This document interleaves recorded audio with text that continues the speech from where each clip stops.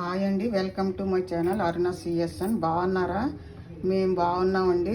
మీరు ఆ పార్వతి పరమేశ్వర దయ వల్ల అందరూ బాగున్నారని, మీ ఆరోగ్యం కూడా బాగుంది అనుకుంటానండి. ఇదిగోండి, నేను ఈ దలియా అండి, ఇది మన లావుడిది గోధుమ నూక ఉంటుంది కదండి, మన సత్యనారాయణ ప్రసాదం చేస్తాము అదనమాట. దాంతో నేను ఇలాగ ఉప్మాలా చేశానండి. ఇది చాలా షుగర్ పేషెంట్స్కి, చిన్నోళ్ళకి పెద్దోళ్ళకి అందరికీ చాలా మంచిదండి ఇది ఫుడ్.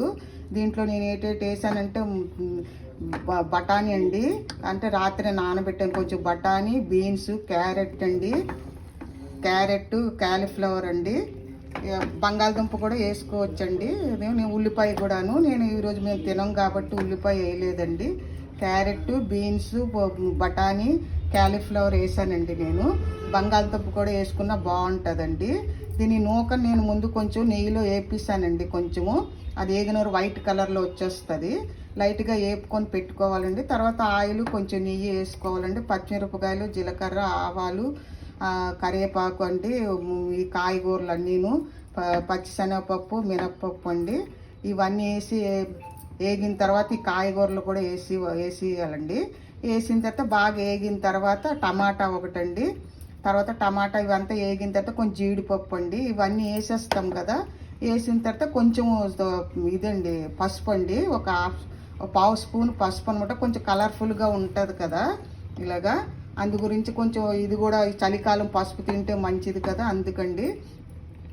ఇవన్నీ వేసి బాగా వేగిన తర్వాత నీళ్ళు వేయాలండి. నీళ్ళును కొంచెం పెరుగు, 3 స్పూన్లు పెరుగండి, ఎందుకంటే పుల్లగా బాగుంటుంది. టమాటాలు అంత పులుపు ఉండదు కదా. పెరుగు బాగా గిలకొట్టేసి వేయాలండి, ఇలా తిరిగిపోద్ది.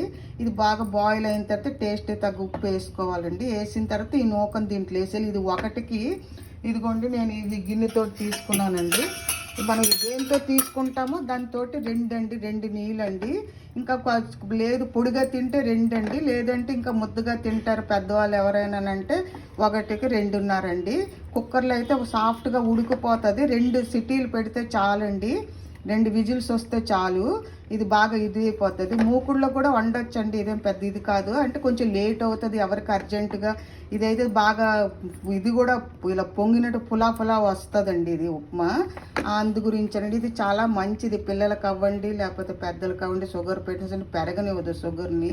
ఇది కదా ఈ గోధుమ నూక కదా, ఆ గోధుమ నూక సన్నటి గోధుమ నూక అయితే అది వేడి చేస్తుందండి, ఇది వేడి చేయదు. ఇది పిల్లల డైజెషన్ కూడా చాలా ఇదిగా అవుతుంది, బలం కూడానండి ఇది నూక.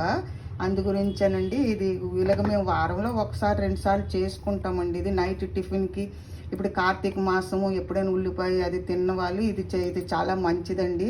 పొద్దున్న టిఫిన్ అయినా పర్వాలేదు, లంచ్ బాక్స్కి దేనికైనా కూడా ఇది పిల్లలకి చాలా ఆరోగ్యం అయిందండి. అన్ని దీంట్లో విటమిన్స్ ఉన్నాయి, ఫైబర్ ఉంది, అన్నీ ఉన్నాయి కదండి.